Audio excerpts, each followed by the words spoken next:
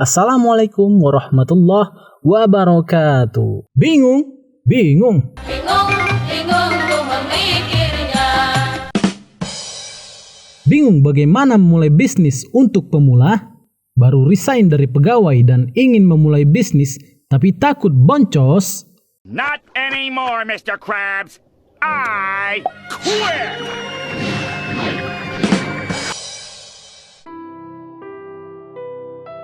Kegagalan adalah hal yang lumrah dalam berusaha. Hasil penelitian dari Bureau of Labor mengungkapkan bahwa 70% usaha pemula mengalami kegagalan. Terutama di 10 tahun pertama memutar roda usaha. Namun, jangan sampai itu terjadi pada sahabat ya. Yuk, ikuti tips kami agar tidak boncos saat baru memulai bisnis. Sebelumnya, bantu like dan subscribe-nya ya sahabat.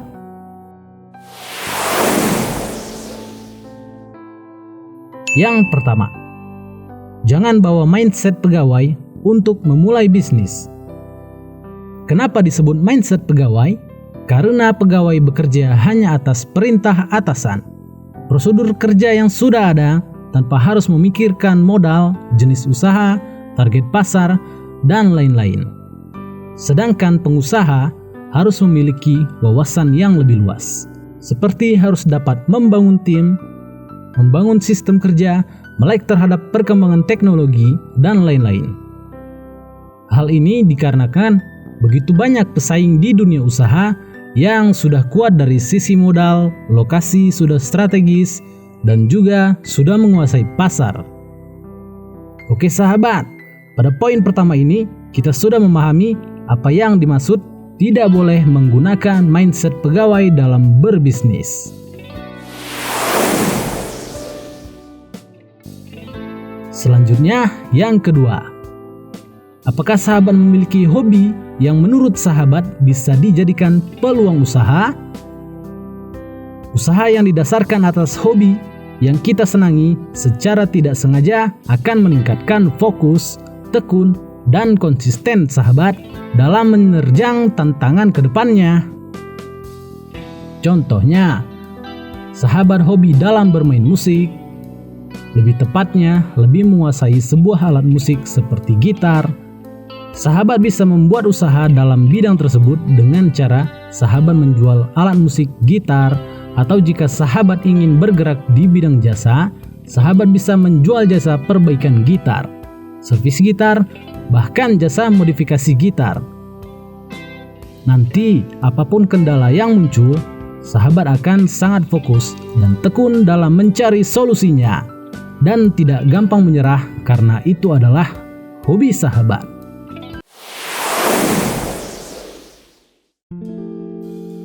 Yang ketiga, apakah dalam menjalankan usaha sahabat sudah memiliki modal yang cukup besar?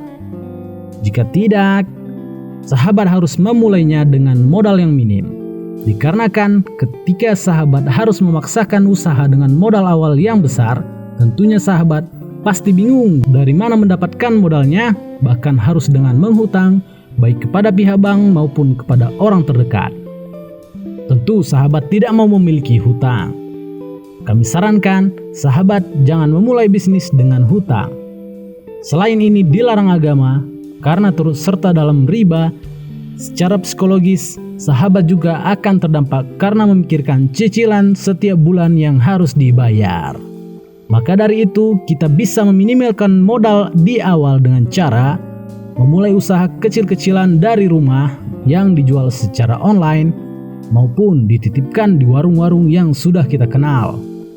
Kemudian sahabat bisa menjual sesuatu dengan menggunakan alat rumah tangga atau dapur yang sudah sahabat miliki.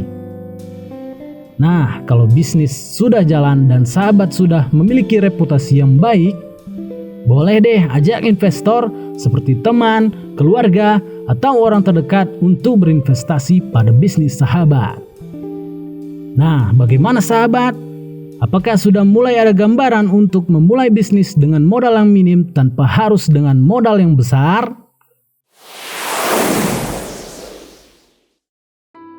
Yang keempat, sahabat pastinya harus sudah paham kondisi lingkungan tempat sahabat tinggal ataupun lingkungan yang menjadi target pasar sahabat. Saat memulai bisnis, sahabat harus memetakan atau mengetahui apa yang dibutuhkan masyarakat. Lalu, hadirkan solusi untuk memenuhi kebutuhan tersebut melalui bisnis yang sahabat dirikan.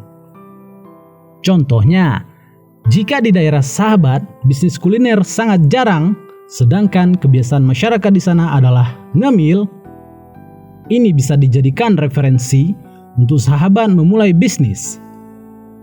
Atau kurang tenaga pengajar, tenaga ahli di bidang yang sahabat kuasai. Bisa juga sahabat jadikan referensi untuk memulai bisnis yang tentunya dikombinasikan dengan kemampuan atau minat sahabat. Kenapa seperti itu? Karena ini balik lagi kepada prinsip berpikir dalam menjalankan usaha. Tentunya sahabat mau usaha yang stabil dan berkesinambungan. Dengan kemampuan atau minat sahabat, dengan memanfaatkan peluang kebutuhan dari masyarakat. Karena kebutuhan pasti dicari, dibeli, dan bahkan diusahakan untuk didapatkan mereka.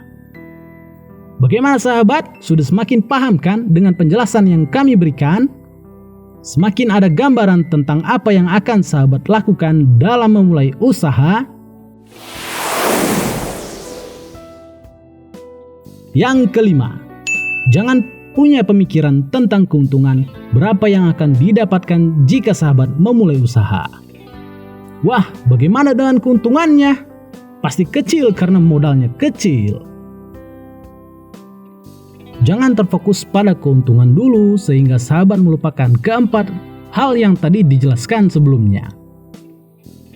Pasti banyak orang bertanya, kenapa saya tidak boleh memikirkan keuntungan? Kan itu tujuan dari usaha adalah profit yang besar sebesar-besarnya. Sabar-sahabat, keuntungan yang kecil di awal adalah bagian dari proses usaha yang sahabat jalankan. Nikmati prosesnya, banyak berdoa, dan minta dukungan dan doa dari orang tua maupun orang terdekat yang sahabat miliki. Jika usaha yang sahabat jalankan berjalan dengan konsisten dan sudah mendapatkan pasar ataupun langganan, sahabat bisa mulai mengembangkannya dengan membuka toko, menambah pegawai, memperbanyak produksi, memperluas jaringan seperti memasang iklan di sosmed, atau menggunakan jasa endorse dengan selebgram maupun tiktokers yang sudah terkenal. Sudah pasti dengan sendirinya, keuntungan yang akan sahabat dapatkan menjadi lebih besar. Bukan begitu sahabat? Yang keenam, modal yang harus sahabat miliki di awal adalah semangat belajar yang terus-menerus dan jangan pantang menyerah. Barang siapa bersusah payah mencari nafkah untuk keluarganya, maka dia serupa dengan seorang mujahid di jalan Allah Azza wa Jalla. Jangan pantang menyerah sahabat. Gimana sahabat penjelasannya barusan? Terbantukan sahabat? Silahkan tinggalkan komentar. Terima kasih sudah menonton channel kami. Jangan lupa komen, like, dan subscribe channel kami ya, agar sahabat dapat informasi keren lainnya yang bermanfaat. Akhir kata dari kami, Assalamualaikum warahmatullahi wabarakatuh. Kami menghadirkan informasi, cari kami, memberikan inspirasi, cari kami, hadirkan solusi, cari kami, selalu berinovasi, cari kami, selalu ada dalam hati, cari kami, mudah memahami, cari kami, ingin selalu memberikan yang terbaik untuk sahabat semua yang kami cintai dan kami sayangi dengan sepenuh hati.